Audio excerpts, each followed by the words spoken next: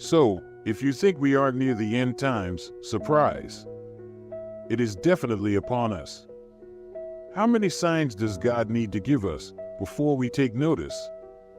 We are already seeing that what was bad is good, and good is now bad. We are like the times of Noah. We are like Sodom and Gomorrah.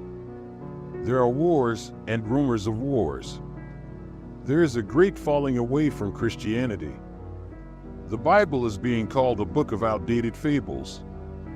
We are preparing to go cashless, and that just sets the stage for the Antichrist. We travel to and fro around the world.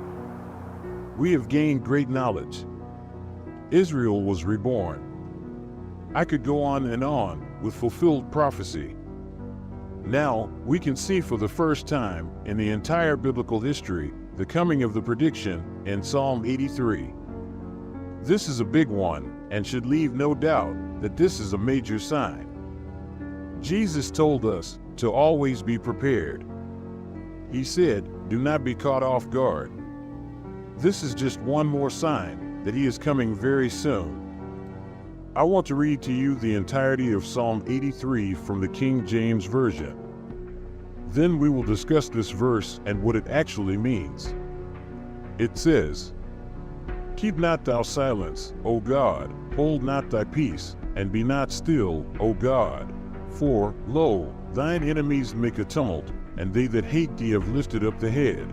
They have taken crafty counsel against thy people, and consulted against thy hidden ones. They have said, Come, and let us cut them off from being a nation, that the name of Israel may be no more in remembrance. For they have consulted together with one consent, they are confederate against thee. The tabernacles of Edom, and the Ishmaelites, of Moab, and the Hagarenes, Jebel, and Ammon, and Amalek, the Philistines with the inhabitants of Tyre. Assur also is joined with them, they have holpen the children of Lot. Selah.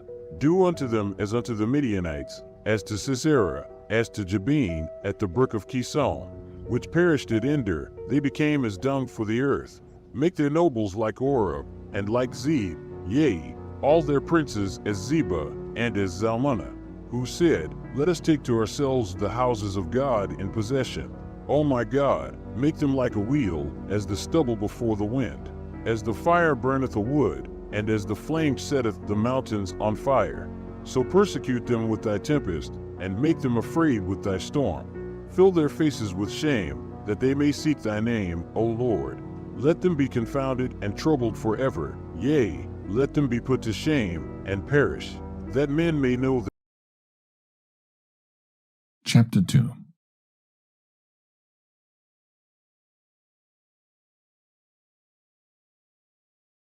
Now therefore, my sons, be ye zealous for the law, and give your lives for the covenant of your fathers.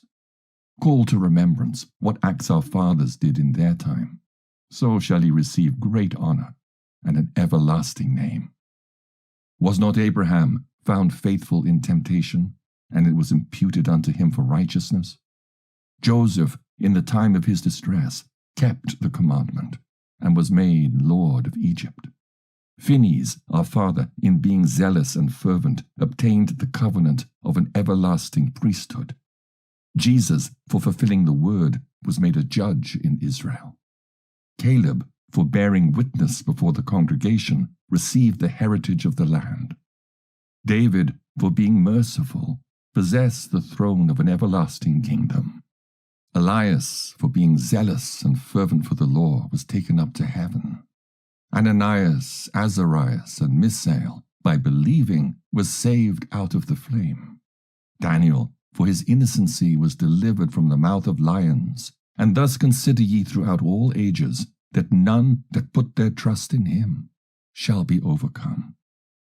Fear not then the words of a sinful man, for his glory shall be dung and worms.